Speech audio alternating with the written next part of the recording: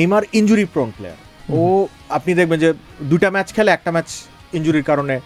এছাড়া ওর যেটা সমস্যা, যেটা আসলেই সমস্যা নেইমারের কারণে, মাঠের বাইরে অ্যাক্টিভিটি অনেক বেশি। ও কিন্তু প্রফেশনাল পোকার প্লেয়ার, হ্যাঁ, ও প্রফেশনাল স্ট্রিমার। ও টুইচ বলে একটা প্ল্যাটফর্ম আছে যেখানে গেমাররা স্ট্রিমিং করে, লাইভ স্ট্রিমিং করে। Neymar one of the top স্ট্রিমার্স ওয়ার্ল্ডে। কিন্তু ওই যে দিন শেষে আসলে ঘুরে ফিরে আপনার নিজের উপরে আসে, উনি চাচ্ছেন কিনা। হ্যাঁ, কারণ এখন আসলে 36-37 বছর বয়সে আমরা পিক পারফরমেন্স দেখছি প্লেয়ারদের কাছ থেকে। হ্যাঁ, নেইমারের সমান একই বয়স কিন্তু মোহাম্মদ সালাহ, 34 বছর, তারা খেলছেন। কেভিন ডি ব্রুইনা কালকে খেললেন, পুরো ম্যাচ খেললেন, অথচ নেইমারের মতো একটা প্লেয়ার 10 মিনিটের বেশি, 20 মিনিটের বেশি ওয়ার্ল্ড কাপে খেলতে পারছেন না তার ইনজুরির কারণে। মানে যেটা আসলে ব্রাজিল সাপোর্টারদের একটা হোপের জায়গা, যে নেইমার সব ধরনের ফুটবল থেকে অবসরের একটা ঘোষণা আসবে এরকম একটা সম্ভাবনা ছিল। অ্যান্ড অনেকেই যেটা বলছে যে নেইমার আবার ফিরবে। নেইমার কি আসলেই জাতীয় দলে ফিরবে নাকি ফাইনালে অবসর নেবে, এই ব্যাপারে আসলে আপনার কি মনে হয়? The sound of football. Goal FM.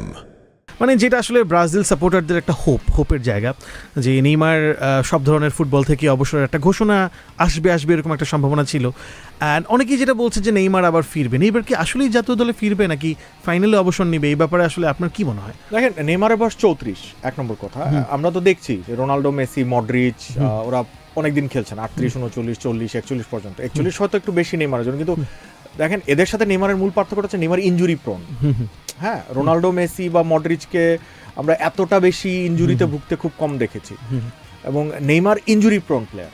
ও আপনি দেখবেন যে দুটা ম্যাচ খেলে একটা ম্যাচ ইনজুরির কারণে। এছাড়া ওর যেটা সমস্যা, যেটা আসলেই সমস্যা নেইমারের কারণে, মাঠের বাইরে অ্যাক্টিভিটি অনেক বেশি।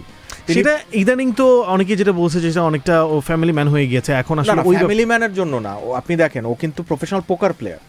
হ্যাঁ, ও প্রফেশনাল স্ট্রিমার। ও টুইচ বলে একটা প্ল্যাটফর্ম আছে যেখানে গেমাররা স্ট্রিমিং করে, লাইভ স্ট্রিমিং করে। Neymar one of the top স্ট্রিমার্স ওয়ার্ল্ডে।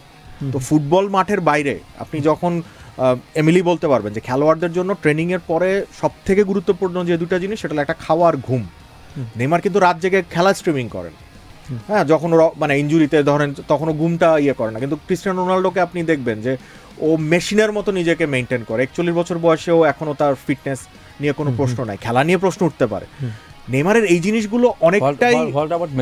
মেসিরও ভাই, মেসিরটা আমি জানি না, মেসিকে মনে হচ্ছে উপরওয়ালা নিজের হাতে বানাইছে। আমি ওর কোনো এক্সপ্লেনেশন নাই না। মেইন ফ্যাক্ট হলো, আমি সরি, হ্যাঁ অবশ্যই, যেটা হলো যে আপনি যদি দেখেন যে পয়েন্টটা বলছে, it's a very important value, এবং পয়েন্টটা আমার কাছে মনে হয় যে এইটার প্রতি গুরুত্ব দিতে হবে। আমি লিওনেল মেসির এক্সাম্পলটা কেন দিলাম, দেখেন he is also family man. হ্যাঁ, এর বাইরে সে কি করে আপনি আমাকে বলেন? হ্যাঁ, তার বাইরের অন্য কোনো অ্যাক্টিভিটিস আছে? কিচ্ছু নেই। শুধু ফুটবল খেলা নিয়ে চিন্তা করে আর সে ফ্যামিলিকে টাইম দেয়। হ্যাঁ, বাট নেইমারের ব্যাপারটা হলো, Neymar is not recently, whole of the career. আপনি যদি দেখেন নেইমারের প্রাইম টাইমটাও দেখেন, Neymar is not a discipline player. হ্যাঁ, অ্যাজ লাইক ব্রাজিলিয়ান যেভাবে হয়। হ্যাঁ, রোনালদিনোর মতো প্লেয়ার আমরা কবে দেখতে পাবো ব্রাজিল দলে? হ্যাঁ, বাট রোনালদিনো কি একটা সময় নিজেকে শেষ করছে, রাইট? রোনালদো যে প্রাইম টাইমটা আমরা 5-6 রোনালদিনোর কথা চিন্তা করেন, তারপরের বছর আপনি তার কথা চিন্তা করেন। হ্যাঁ, সো এই জিনিসগুলি কিন্তু আমার মনে হয় যে ব্রাজিলিয়ানদের অনেক সময় পিছিয়ে দিয়েছে। এবং নেইমার যদি একটু ডিসিপ্লিন হতো, অ্যাজ লাইক হিস, যে তার কিছু ডিসিশন মেকারে, হ্যাঁ, সে যদি ওই বছর আপনার বার্সেলোনা থেকে যেত, প্যারিসে না যেত, ওর ক্যারিয়ার লম্বা হতো, মেসির সাথে থাকতো, সুয়ারেজের সাথে থাকতো, এই নেইমার এখন থাকতো এই ওয়ার্ল্ডের one of the best player. হ্যাঁ, ইভেনচুয়ালি মেসি, রোনালদো, এদের সাথে আপনি নেইমারের নামটা উচ্চারণ করতে হতো। এখন আপনি কিন্তু নেইমারের নামটা ওইভাবে আসছে না, এবং আমরা বলছিও না। হ্যাঁ, দেখেন মেসি এখনো 39 ইয়ার্স ওল্ড, 8 গোল করে টপ স্কোরার, ভাবা যায়? ইভেনচুয়ালি আপনি গোলগুলি দেখেন না, যে এটা তো ইটস নট এ ফ্লুকি গোল, মানে একটা ট্যাপ ইন না কিন্তু। হ্যাঁ, so it is all about তার, আমি বলবো যে তার পার্সোনাল, সে যেভাবে আসলে ফুটবল খেলে সে অভ্যস্ত, ওইভাবেই গোলগুলি করছে।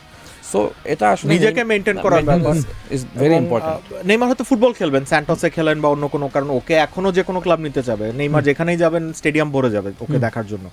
কিন্তু উনি কত দূর আসলে সিরিয়াস ইন্টেন্সিটি দিয়ে ফুটবল খেলতে পারবেন, কারণ এখন আসলে এমিলি ভাইরা জানেন বা এখন যারা মডার্ন ফুটবল এদের ক্যারিয়ার কিন্তু 4-5 বছর প্রলং হয়ে গেছে, মেডিকেল সায়েন্স এত উন্নত করেছে, স্পোর্টস সায়েন্স এত উন্নত করেছে, কিন্তু ওই যে দিন শেষে আসলে ঘুরে ফিরে আপনার নিজের উপরে আসে উনি চাচ্ছেন কিনা।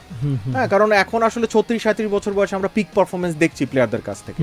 হ্যাঁ, নেইমারের সমান একই বয়স কিন্তু মোহাম্মদ সালার, 34 বছর, তারা খেলছেন। কেভিন ডি ব্রুইনা কালকে খেললেন, পুরো ম্যাচ খেললেন, অথচ নেইমারের মতো একটা প্লেয়ার 10 মিনিটের বেশি 20 মিনিটের বেশি ওয়ার্ল্ড কাপে খেলতে পারছেন না তার ইনজুরির কারণে।